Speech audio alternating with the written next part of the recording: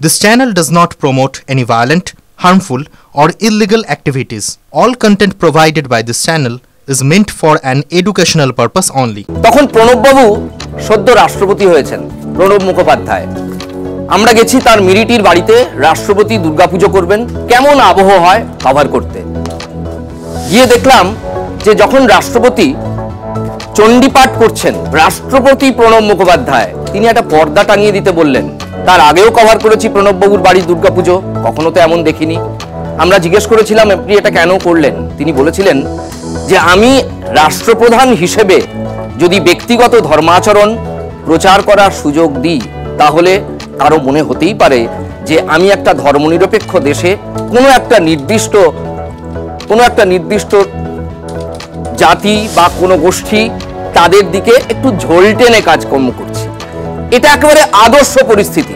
এ সময় সেই আদর্শ পরিস্থিতি রাজনীতিতে সত্যি বলতে কি কেউ প্রত্যাশা করে না, কিন্তু অন্তত সাধারণ মানুষ এটুকু তো প্রত্যাশা করেন যে যারা অন্যান্য সাংবিধানিক পদে রয়েছেন, রাষ্ট্রপতি রাজনীতির ঊর্ধ্বে, কিন্তু যারা রাজনীতিতে রয়েছেন কিন্তু বিশিষ্ট বড় সাংবিধানিক পদে রয়েছেন, তারা তাদের ব্যক্তিগত ধর্মাচরণের কথা অযথা পরিষদীয় রাজনীতিতে টেনে আনবেন না। কিন্তু সেটা হচ্ছে না, শাসক বিরোধী সবাই তাই করছেন। একটা দুর্ঘটনা ঘটেছে কুম্ভে আজকে। সেই ধর্মাচরণ, ধর্ম, কে বড় হিন্দু কে বড় মুসলিম, এইসব নিয়ে আলোচনা হতে হতেই চলে এলো মহাকুম্ভের কথা, এবং মুখ্যমন্ত্রী মমতা বন্দ্যোপাধ্যায় বললেন আমি মহাকুম্ভের প্রতি শ্রদ্ধাশীল, কিন্তু এটা এখন মৃত্যু কুম্ভ হয়ে দাঁড়িয়েছে। ব্যাস, আগুনে ঘি পড়ে গেল। তার আগের দিন থেকেই তো চলছিল হিন্দুত্ব নিয়ে তরজা, সরস্বতী পুজোয় কোট আন কোট বাধা নিয়ে তরজা। পুরোটাই আজকে আমরা দেখলাম পরিষদীয় রাজনীতিতে এ যেন এক অদ্ভুত ধর্ম সংকট। ধর্ম ছাড়া কি কিছুই নেই? এটাই আজ আমাদের বিতর্কের বিষয়। আলাপ করিয়ে দিয়ে আমাদের সঙ্গে আজকে কারা রয়েছেন, বাঁ দিক থেকে রয়েছেন অনির্বাণ বন্দ্যোপাধ্যায়, আইনজীবী এবং রাজনৈতিক বিশ্লেষক, শাসক পক্ষের হয়ে বলবেন। মাঝখানে রয়েছেন শঙ্কুদেব পান্ডা, বিজেপি নেতা এবং মুখপাত্র। কলতান দাশগুপ্ত রয়েছেন একেবারে শেষে ওপাশে দাঁড়িয়ে, সিপিএম এর নেতা এবং সিপিএম এর মুখপাত্র। আমরা প্রথমেই শুনবো যেখান থেকে এই বিষয়টার সূত্রপাত হলো, এই সরস্বতী পুজো নিয়ে অ্যাডজর্নমেন্ট মোশন অর্থাৎ মুলতবি প্রস্তাব, তার উপরে আলোচনা চেয়েছিলেন শুভেন্দু বাবুরা, সেটা স্পিকার অ্যালাউ করেননি, করতে দিয়েছিলেন কিন্তু আলোচনা অ্যালাউ করেননি। তারপর শুভেন্দু অধিকারী ঠিক কি যুক্তি পেশ করেছিলেন, কি অভিযোগ এনেছিলেন, এবং তার পিঠোপিঠি আজ তাকে যখন শুভেন্দু বাবুরা মুখ্যমন্ত্রীকে তার ভাষণকে বয়কট করলেন, গাড়ি বারান্দায় যখন শুভেন্দু বাবু বক্তৃতা পেশ করছেন, ভেতরে মুখ্যমন্ত্রী বিরোধী, প্রায় কার্যত বিরোধী শূন্য হাউসে, তিনি ঠিক কি বললেন শুভেন্দুকে জবাব দিতে শুনুন। আমরা গর্বিত, হিন্দুদের জন্য বলতে গিয়ে সাসপেন্ড করেছে।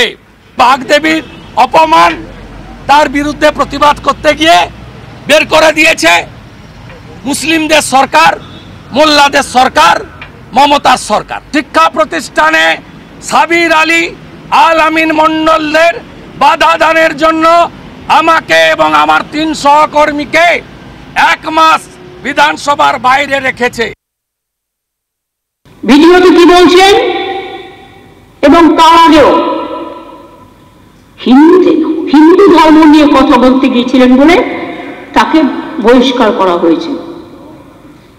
বাবা, কবে থেকে উনি হিন্দু ধর্মের নেতা হয়ে গেলে? হিন্দু ধর্মটা কি এত ছোট? জেনে রাখুন, যিনি হিন্দু ধর্মের কথা বলছেন, আমিও কিন্তু ব্রাহ্মণ পরিবারের মেয়ে। আপনাকে আজকে বলছি, আমার বাবা একজন স্বাধীনতা সংগ্রামী ছিলেন, তার কাছ থেকে চণ্ডীপাঠ আমার শেখা, এবং তাকে এলাকায় সবাই পণ্ডিত বাবু বলে চিনতেন। আজকে আমি বলতে বাধ্য হচ্ছি, যারা হিন্দু ধর্ম নিয়ে আমাকে ব্যঙ্গ করছেন তাদের উত্তর দেওয়ার জন্য। আমি যে বাড়িটায় থাকি ভোরবেলা থেকে, মানে ছোটবেলা থেকে,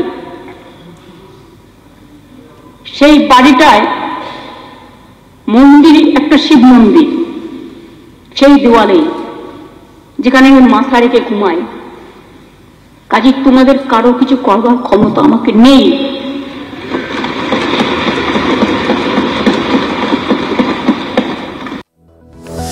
সরাসরি চলে যাব ডিবেটে।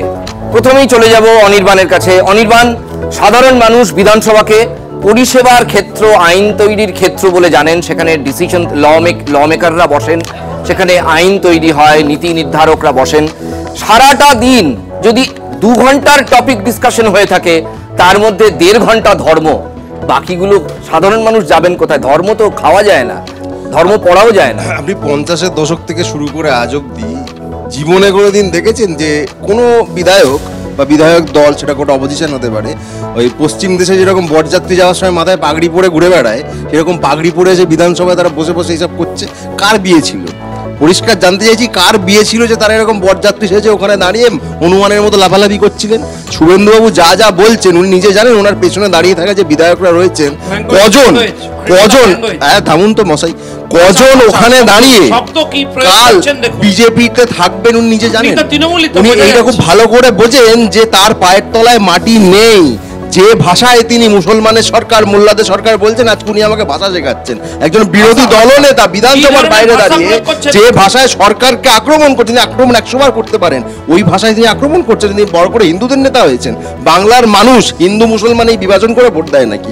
শুভেন্দু অধিকারী জীবনের যতটা রাজনৈতিক সময় কংগ্রেসই রাজনীতিতে কাটিয়েছেন, কংগ্রেস পরে তৃণমূল, কত শতাংশ বিজেপিতে কাটিয়েছেন? আজকে তিনি গিয়ে বিশাল হিন্দুদের নেতা হচ্ছেন, আর বিজেপি হিন্দুদের কথা বলছে। যে কুম্ভ আয়োজন নিয়ে এত তাদের ঢক্কানি নাচ, একের পর এক মানুষ মারা যাচ্ছে, দিল্লি স্টেশন হোক, সেটা প্রয়াগরাজ হোক, তারা বাঁচাতে পারছে না। প্রাণ বাঁচানো দূরের কথা, পোস্টমর্টেম ডেথ সার্টিফিকেট অব্দি দিতে তারা রাজি নয়। তারা এখানে হিন্দুদের কি বলছেন শুনে নেবো। রাস্তায় বলা, অভিযোগ করা এক, আর বিধানসভা মানে আমি বলছি 50 বছর পর যখন কেউ এই রেকর্ড খুলে দেখবেন, তখন সেখানে নথি পেয়ে যাবেন। লাইব্রেরিতে গেলেই যে কোনো সাধারণ মানুষও সেটা দেখার হক আছে। সেখানে মমতা বন্দ্যোপাধ্যায় আজকে নথিবদ্ধ করিয়ে দিলেন যে হাজার হাজার মানুষ মারা গেছেন, ভাসিয়ে দেওয়া হয়েছে নদীর জলে। কুম্ভ, মহাকুম্ভ এখন মৃত্যু কুম্ভ, যদিও তিনি বলেছেন কুম্ভের প্রতি তিনি শ্রদ্ধাশীল। শুনুন। মহাকুম্ভ আমি নাইবা বললাম, ওটা এখন মৃত্যু কুম্ভ হয়ে গেছে, মৃত্যু কূপের মতো। প্ল্যানিং না করে এত হাইপ তুলে এত লোকের মৃত্যু, বললেন 30 জন, কথাটা কি সঠিক? কত ডেড বডি ভাসিয়ে দিয়েছেন নদীতে? কত হাজার হাজার মৃতদেহের ওপর দিয়ে যারা এই হাইপ তুলছেন আর টাকা কামানোর জন্য ধর্মকে বিক্রি করছেন, তাদের আমি মন থেকে মেনে নিতে পারি না। এই অভিযোগ শুনে বসে থাকেননি শুভেন্দু অধিকারী, একেবারে কথার পিঠে কথার জবাব। শুনুন শুভেন্দু বাবু। দলদাস আইপিএসরা চটি চাটেন, তারা যা রিপোর্ট ওনাকে দিয়েছেন, আইবি রিপোর্ট, তাতে পশ্চিমবঙ্গ থেকে কয়েক লক্ষের বেশি হিন্দু গিয়ে ওখানে, এটা 1 কোটির উপরেও 2 কোটিও হয়ে যেতে পারে, স্রোতের মতো গেছেন হিন্দুরা। এবং তৃণমূলের অনেক পরিচিত সাংসদ, প্রাক্তন রাজ্যসভা সাংসদ, তারাও ডুব দেওয়ার ছবি ছেড়েছেন, বাধ্য হয়েছেন ছাড়তে। তাই মুখ্যমন্ত্রী আজকে ভয় পাচ্ছেন কুম্ভকে দেখে। আমি শঙ্কুর কাছে যেটা আমার প্রশ্ন, সাধারণ মানুষ, আবার বলছি আমাদের কাছে পিসিআর এ ফোন আসে, তারা প্রশ্ন করতে বলেন যে এই প্রশ্নটা করবেন, আপনাদের কাছে সেই প্রশ্ন করি, আমরা সাধারণ মানুষকে খুব গুরুত্ব দিই। তারা বলছেন যে এই দুপক্ষ মিলে তো ধর্মকেই একদম এমন জায়গায় তুলে নিয়ে চলে গেছেন, জবাব, পাল্টা আক্রমণ, অন্য কোনো কিছুর কোনো কারবারই নেই, শুধুই ধর্ম। রাজাদা, ধর্মই হচ্ছে প্রধান, এটা তো আমরা কোথাও লুকোই না। আমরা অন্যদের মতো আমরা ধর্মীয়ভাবে নিরপেক্ষ বলে চূড়ান্ত সাম্প্রদায়িকতার রাজনীতি করি না। আমরা প্রকাশ্যেই বলি, যা বলি হিন্দু ধর্মের জন্যই বলি। রাজ্যের মুখ্যমন্ত্রীর ক্ষমা চাওয়া উচিত। উনি যা করেছেন আজকে তা অন্যায় করেছেন। উনি সরাসরি আমাদের যে সেন্টিমেন্ট, আমাদের মহাকুম্ভ, হিন্দুদের মহাকুম্ভকে সরাসরি আক্রমণ করেছেন। আমরা তার তীব্র বিরোধিতা করছি। উনি ব্যক্তিগতভাবে কারোর সম্পর্কে কিছু বলতেই পারেন, কিন্তু একটি ধর্মীয় ভাবাবেগকে সরাসরি আক্রমণ করার কোনো অধিকার ওনার নেই। উনি যে সম্প্রদায় বা যেদিককে ইন্ডিকেট করে বিরোধী দলনেতাকে আক্রমণ করবার বা ভয় দেখানোর চেষ্টা করেছেন, ওনার ক্ষমতা আছে। উনি অন্য কোনো ধর্মের কোনো ধর্মচারণ সম্পর্কে এই ধরনের কোনো কথা এক লাইনও বলে রাষ্ট্রে টিকে থাকতে পারবেন? বলার ক্ষমতা আছে ওনার। তারপর বুঝবো যে ওনার ধর্ম নিরপেক্ষতা আছে। উনি খুব সহজে হিন্দুদের টার্গেট করতে পারেন, আর টার্গেট করতে পারেন বলেই উনি আজকে বাধ্য হয়েছেন। উনি তো ধর্ম নিরপেক্ষ, তাহলে ওনাকে কেন বলতে হচ্ছে? উনি ব্রাহ্মণ বাড়ির মেয়ে, ওনাকে কেন বলতে হয়েছে 15 মিনিট ধরে হিন্দু ধর্মের কথা? উনি তো ধর্ম নিরপেক্ষতার কথা বলছেন। উনি বলেছেন বলেননি কারণ উনি ভয় পেয়েছেন। উনি বলেছেন আমি বক ধার্মিকদের জবাব দিচ্ছি। উনি বলেছেন আমি বক ধার্মিকদের জবাব দিচ্ছি। না ওনার তাহলে তো ওনার অবস্থানটা অনেকটা রাবণ বা কংসের মতো হয়। ওনার দলের মুখপাত্ররা যা বলেন দেবাংশুরা, সেই মতো অবস্থান হয় ওনার। উনি হিন্দু ধর্মের মধ্যে থাকবেন, হিন্দু ধর্মের সমস্ত যা আচরণবিধি তা মানবেন না, হিন্দু ধর্মের বিরোধিতা করবেন, এই জিনিস তো চলতে পারে না। আমার ওনার কাছে খুব স্পষ্ট করে প্রশ্ন, কে উনি সরাসরি আজকে বলেছেন যে উনি কোনো টেবিল চেয়ারে হাত দিয়েছিলেন কিনা যেদিন বিধানসভা ভাঙচুর হয়েছিল। তিনি প্রশ্ন তুলেছেন আজকে যে এক কুচি ছবি দেখান।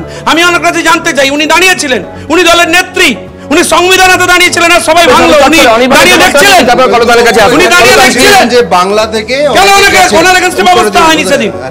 কি সেটিং করেছিলেন সিপিএম? আপনি তখন ছিলেন ওদিকে। না, কি ব্যবস্থা করেছিলেন? বহু মানুষ গেছেন মহাকুম্ভে 100 বার, কিন্তু তাদের অনেকে লাশ হয়ে ফিরেছেন। সেই দায়িত্ব শুভেন্দুবাবু নেবেন। আরে আশ্চর্য, মানুষ এখান থেকে গেছেন তারা লাশ হয়ে ফিরেছেন, হসপিটালে করেনি, সার্টিফিকেট দেয়নি, শুধুমাত্র মৃতদেহগুলো পাচার করেছে। সে বাঙালি হিন্দুদের আপনারা খুন করেছেন, তাদের দায়িত্ব শুভেন্দুবাবু নেবেন। শুভেন্দুবাবু নেবেন। 100 বার ঠিক বলেছেন দুর্ঘটনার জন্য সমগ্র হিন্দু ধর্মকে টার্গেট করার কোনো অধিকার নেই। হিন্দু বিরোধী সরকার আপনারা হিন্দু বিরোধী সরকার এস্টাবলিশ করছেন। আপনারা যে হিন্দু বিরোধিতা করছেন তাই প্রমাণ করছেন। ভয় হয়েছে 26-এ, ভয় হয়েছে, হিন্দুরা একত্রিত হচ্ছে তাই ভয় হচ্ছে, তাই আতঙ্কিত হয়েছে। বেশ, এটাও শোনাবো। উনি যেটা বলছেন এটাও শুভেন্দুবাবু বলেছেন যে সরকার অন্যান্য রাজ্যে যেভাবে তৃণমূল সরকার ভয় পাচ্ছে, অন্যান্য রাজ্যে যেভাবে হিন্দুত্বের কনসলিডেশন হচ্ছে, শোনাবো। কিন্তু তার আগে কলতানের উত্তরটা নিয়ে নি। কলতান, এই ডিবেটে আপনাদের ডাকলে সত্যি আমরা প্রশ্ন করতে একদিক থেকে অসহায় হয়ে পড়ি। তার কারণ সিপিএম এর কাছে একটা সিঙ্গুলার প্রশ্ন থাকে যে এটা যত হবে তত আপনারা বেশি ওয়াইপ আউট হয়ে যাবেন ফ্রম ভোটার্স মাইন্ড বলুন বা যা খুশি বলুন, কারণ কোথাও তো একটা ইস্যু তৈরি হবে এবং সারাদিন ধরে যদি এটা চলতে থাকে তাহলে সেটাই হওয়ার কথা। গত 12 মিনিটের ডিবেটে তো এই ইস্যুটাই তৈরি করার চেষ্টা হয়েছে যে এই যা বিতর্ক ঝগড়াঝাটি ইত্যাদি হবে তার মধ্যে দিয়ে গত দুদিন আগে ওই যে সিবিআই কি একটা কাগজ পেয়েছিল কার কার সুপারিশে কত লোকের চাকরি হওয়ার কথা ছিল আর কত লোকের চাকরি হলো, ওই সিবিআই এর ওই খুঁজে পাওয়া কাগজ কার সুপারিশে কটা চাকরি হলো সেইটা নিয়ে টিভি ডিবেট যাতে না হয় তার জন্য পরিকল্পিতভাবেই এইরকম চর্চা, এইরকম উত্তেজনা, এইরকম জিগির তৈরি করার চেষ্টা হয়েছে যাতে ওই সব নিয়ে আলোচনা না হয়। আর 1 বছর পরে ভোট আছে, আবার কিছু অক্সিজেন কমবে, কারুর দম বন্ধ হবে, ফলে এই জিগিরটাকে বাড়তি তুলতে হয়। এই জিগিরটা বাড়তি তুলতে পারলে তাহলে যারা রাস্তায় বসে রয়েছেন, সেটা মাদ্রাসা সার্ভিস কমিশনও হতে পারে, এসএসসিও হতে পারে, যারা রাস্তায় বসে রয়েছেন তাদের সমস্যা নিয়ে আলোচনা হবে না। আর আজকে শুভেন্দুবাবু যে পোশাক, যে ধরন, যে ভাষায় কথা বলছেন, তৃণমূলে থাকার সময় কি পোশাক, কি ভাষায়, কোন ধর্মের অনুষ্ঠানে তিনি যেতেন সেগুলো নিয়েও চর্চা হবে না। ফলে খুব সহজ অঙ্ক। এবং বিরোধী দলনেতা হন বা মুখ্যমন্ত্রী হন, তিনি ব্রাহ্মণ কি, তিনি দলিত কি, তিনি কি, সেটা তো তার ব্যক্তি পরিচয়। কিন্তু যখন তিনি ওই হাউসের ভেতরে রয়েছেন তখন তিনি গোটা পশ্চিমবাংলার কোটি কোটি মানুষের প্রতিনিধি হিসেবে তার কথা বলার কথা। কিন্তু দুর্ভাগ্যের বিষয় এইটা যে আমরা শাসক দল হোক বা বিরোধী দল হোক, তার ধর্মীয় পরিচয়টাকেই গোটা রাজ্যের মানুষের পরিচয় হিসেবে দাঁড় করানোর জন্যে আলুর দাম বাড়ছে কি বাড়ছে না সেটা নিয়ে কিন্তু কোনো মুলতবি প্রস্তাব এলো না। বেশ, অনির্বাণ, দেখুন, একটু আগে শঙ্কুবাবু বলছিলেন যে হিন্দু ইত্যাদি তাদের অপমান সবকিছু বলছিলেন। আচ্ছা, তাদেরকে হাইপ তুলে মার্কেটিং করে বড় বড় এজেন্সিকে কাজে লাগিয়ে নিয়ে গিয়ে তাদেরকে কার্যত খুন করা, তাদের কার্যত খুন করে এটা দায়িত্ব বিজেপি নেবে। এই প্রশ্নের উত্তর দিতে পারবেন? এই প্রশ্নের উত্তর দিতে পারবেন যে দিল্লিতে পদপিষ্ট হলো, 30 জন মারা গেছে, দিল্লি পুলিশ মারা গেছে, তাদের নিজেদের সরকারের এজেন্সি জানে না কতজন মারা গেছে। যে পরিমাণ মানুষ এই কুম্ভকে কেন্দ্র করে প্রয়াগরাজে গেছে, তারা কি পরিমাণ অব্যবস্থা শিকার হয়েছে, কতবার আগুন লেগেছে, পদপিষ্ট হওয়ার ঘটনার পর কি ব্যবস্থা নিয়েছেন, ভিআইপিদের জন্য আলাদা জায়গা আর সাধারণ মানুষ একদম গরুগাড়াদের মতো কাটাকাটি করছে। এই জায়গায় বিজেপির কি বক্তব্য আছে? শুভেন্দুবাবু মাথায় পাগড়ি পরে এত কিছু বলছেন, তিনি বলতে পারবেন যাদের শেষ করার আগে উত্তর দিচ্ছেন, এখন উত্তর দিন। রাজাদা একটা কথা Please, একটা কথা কষ্ট বলি। করে বলছি, আপনাদের দলের বিধায়ক কজন? প্লিজ একটা এখন আপনাদের ওনাকে বলুন, দর্শকরা ওনাকে থামানো না। দেখুন এখন ওনার মাথা খারাপ হয়ে গেছে। প্লিজ আপনাদের জন্য এত ডিবেট নয়, হিন্দু ডিবেট মানুষ। দর্শকদের জন্য তাদের শুনতে দিন যাবো। আচ্ছা এবার আমার বক্তব্য হচ্ছে দিলেন না। অনির্বাণ আরে দা, আপনি শুনুন। উত্তর দিন, পোস্টমর্টম হয়নি কেন? অনির্বাণ, আচ্ছা, এবার। যারা এবার বলি, আপনি পোস্টমর্টম করিয়ে দেবেন। শুনুন, পোস্টমর্টম হয়নি কেন? আমার বক্তব্য Death হচ্ছে certificate দেননি কেন? ওখান থেকে Death সবাইকে certificate পাঠানো দেননি কেন? হয়েছিল উত্তর দিন আগে। অ্যাম্বুলেন্সে করে। Death certificate যা দেননি কেন? প্রশাসন দায়িত্ব নেওয়ার তা দিল্লি নিয়েছে। পুলিশ কি করেছে? আমার প্রশ্ন সরাসরি দিল্লি পুলিশ কি করেছে? যে আপনি RPF কি একটা করেছে? ব্যবস্থা, উত্তর দিন। একটা প্রশাসনকে কত কিছু করে টার্গেট মারা করতে গেলেন, পারছেন। রেলমন্ত্রী আপনি কি করছিলেন? সরাসরি হিন্দু ধর্মকে টার্গেট করছেন, রেলমন্ত্রী গুজব একটি বলে ধর্মীয় হিন্দু আচরণকে ধর্মের টার্গেট পেছনে করছেন, লুকোচ্ছে। সরাসরি হিন্দুদের যে ধর্মের পেছনে অস্মিতা লুকোচ্ছে, তাকে এদিকে অ্যাটাক করে মানুষ দিচ্ছেন। আরে গুজব কেন বলে উড়িয়ে করছেন? দেয়। হিন্দু বিরোধীরা কয়েকটা মাত্র নির্দিষ্ট কোথাও একটি মমতা সম্প্রদায়ের বন্দ্যোপাধ্যায় জন্য। আপনি কি ওর কেন উনি করছেন? যা কেন বলছেন সেই সম্প্রদায়ের অভিযোগ রাজনীতি মানছেন? করছেন? মানে কোথাও উনি কি হিন্দু ধর্মকে আক্রমণ করছেন না উনি এই ব্যবস্থাপনা মহাকুম্ভের ব্যবস্থাপনাকে টার্গেট করছেন? সরাসরি কুম্ভকে বলেছেন মৃত্যু কুম্ভ। দিল্লির রেল দপ্তর বা কেন্দ্রীয় রেল দপ্তর কেন যে প্রথম দিন মৃত্যু নয় গুজব বলে মিডিয়ার কাছে খবরটা ছড়িয়েছিল সে প্রশ্নের উত্তর আমরা আজ অব্দি পাইনি। আমার কথা হচ্ছে এই যে কিছুদিন আগে ববি হাকিম যা মন্তব্য করলেন এবং গতকাল বিরোধী দলনেতা রাস্তায় দাঁড়িয়ে প্রকাশ্যে প্রেস কনফারেন্সে যে শব্দ চয়ন ইত্যাদি করে মানুষের কাছে প্রমাণ মানে মানুষের কাছে পেশ করলেন, তাতে এটা খুব সহজ অঙ্ক যে আদতে আমি তোমাকে দুটো তাজ দেবো, তুমি আমাকে দুটো তাজ দেবে, এই রাজনীতি পশ্চিমবাংলায় এখন আগামী 1 বছর চলবে। কারণ ইনি এই যে ওই যে হাজার হাজার লাশের কথা আজকে মুখ্যমন্ত্রী বলেছেন, হলদি নদীর সময় তখন উনি সদ্য তখন হলদি নদীর রাজনীতি তৃণমূলের আমলের চুরি বিজেপিতে এসে শুধু উনি যতদিন বিজেপিতে ছিলেন, শঙ্কুবাবু যতদিন তৃণমূলে ছিলেন ততদিন যা করেছে সেই দুর্নীতি তদন্ত করা হলো না কেন? নারদার ঘটনার তদন্তটা তো বিরোধিতা নয়। নারদার ঘটনায় কেন সাংসদদেরকে স্পিকার ডেকে পাঠালেন না? এটা তো কোনো ধর্মীয় বিরোধিতা নয়। তাহলে এটাই সেটিং যে নারদার ঘটনা হলেও কোন স্পিকারকে এথিক্স কমিটি বলে যে কমিটিটা ছিল লালকৃষ্ণ নারদার রিপোর্টটা বার করে দেখান। নারদার রিপোর্টটা বার করে দেখান। এটা শুরু হয়েছিল শুভেন্দুবাবু সাসপেনশনকে কেন্দ্র করে, তার আগে মুলতবি প্রস্তাবকে আনা কেন্দ্র করে কাগজ ছুঁড়ে মারা। আপনাদের আমরা দেখাবো এই কাগজ ছোড়ার ব্যাপারটাও কিন্তু এই যে অতীতে হয়নি এমন নয়। 2004-এ মমতা বন্দ্যোপাধ্যায় তিনিও স্পিকারের চেয়ারের দিকে লক্ষ্য করে কাগজ ছুঁড়ে দিয়েছিলেন, কিন্তু তার বক্তব্য যে রেশিও যদি দেখেন তখন তার দলের একমাত্র সাংসদ তিনি ছিলেন। কলিগ অ্যাটেনশন হতো না, তার কথা কেউ শুনতে চাইতো না, গুরুত্ব দেওয়া হতো না, তাই দৃষ্টি আকর্ষণের জন্য তিনি এটা করেছিলেন। এটা মমতা বন্দ্যোপাধ্যায় বলেছেন। আমরা এই ডিবেটের এটাও একটা ইন্টিগ্রাল পার্ট, কারণ একই সঙ্গে হয়েছে। অনির্বাণ, দুটোকে কিভাবে জাস্টিফাই করা যায়? মানে এখনকার কাগজ ছোড়া একরকম আর তখনকার কাগজ ছোড়া আরেক রকম, জাস্ট বিকজ অফ নাম্বারস। গতকাল শুভেন্দুবাবু যে বিষয় নিয়ে প্রস্তাব আনার কথা বলেছেন সরস্বতী পুজোতে বিরোধিতা বা বাধা দেওয়া, প্রথম কথা সর্বৈব মিথ্যে কথা। যে দুটো জায়গা ধরুন, যোগেশচন্দ্র কলেজ আর নদিয়া, দু জায়গায় ধরলাম। যোগেশচন্দ্র কলেজে সরস্বতী পুজোকে নিয়ে ঝামেলা যে করেছে তার নাম পঙ্কজ রায়, বিজেপি নেতা, আর নদিয়াতে গ্রেপ্তার হয়েছে বিজেপির পঞ্চায়েত সদস্য প্রসেনজিৎ বিশ্বাস, তিনি সরস্বতীর মূর্তি ভেঙেছিলেন। বিজেপি নেতা, বাধা দেওয়ার কাজ বিজেপি করেছে, মূর্তি ভেঙেছে বিজেপি নেতা, পঞ্চায়েত সদস্য, আর এখানে অধিবেশনে তিনি মুলতবি প্রস্তাব আনছেন নিজেদের কাজ নিয়ে। তারা যদি প্রস্তাব আনা হয় যে মানুষগুলো মারা গেল মহাকুম্ভে, তাদের নিয়ে প্রস্তাব নেই কেন? তাদের ডেথ সার্টিফিকেট কেন হলো এর প্রস্তাব নেই কেন? পোস্টমর্টম প্রস্তাব নেই কেন? তাদের কোনো কাজের কাজ তিনি করবেন না, যে নিজের পায়ের তলায় মাটি বাঁধানোর জন্য এটুকু করা।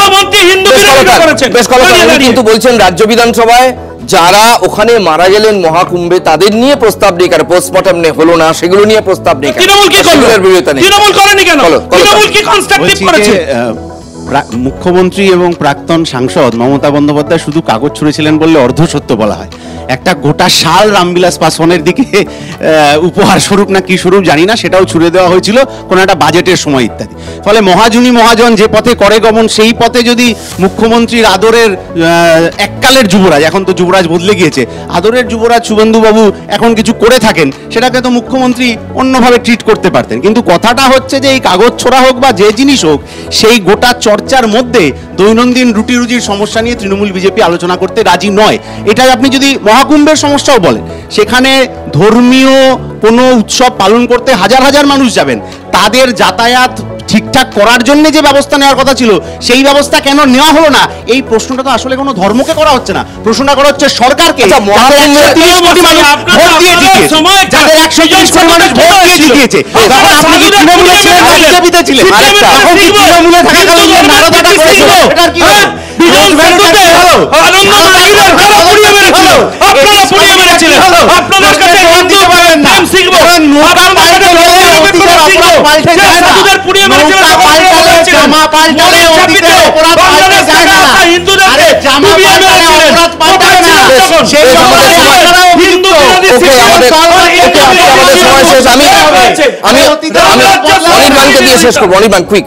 একটাই লাইন, আমি যখন বলেছিলাম বিজেপি বিধায়করা হনুমানের মতো লাফালাফি করতেন, শঙ্কুবাবু খুব খারাপ লেগেছে।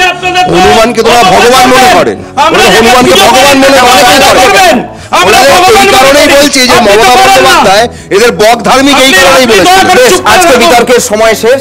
দেখুন, কারো কোনো বিশেষ অনুভূতিতে আঘাত দেওয়া আমাদের তো নয়, কোন রকম উদ্দেশ্য হতে পারে না। কোনো সম্প্রদায় নিয়ে আজের ডিবেট ছিল না। ডিবেট এটাই যে মানুষের দৈনন্দিন চাহিদা, মানুষের রুজি রুটি, এগুলো যাতে পরিষদীয় রাজনীতিতে অনেক বেশি গুরুত্ব পায়, সেটা সংসদ হোক কিংবা আমাদের রাজ্য বিধানসভা হোক। হ্যাঁ, স্ট্যাম্পিড হয়েছে, তা নিয়ে বিতর্ক হবে, কিন্তু সেখানে ব্যক্তিগত ধর্মাচরণ কেন আসবে? শাসকই বা কেন তুলবে? বিরোধীরাই বা কেন তুলবে? এটাই ছিল আমাদের একটা সহজ সাদাসিধে আপনাদের প্রশ্ন আমরা তুলে ধরলাম। দেখতে থাকুন TV9 বাংলা।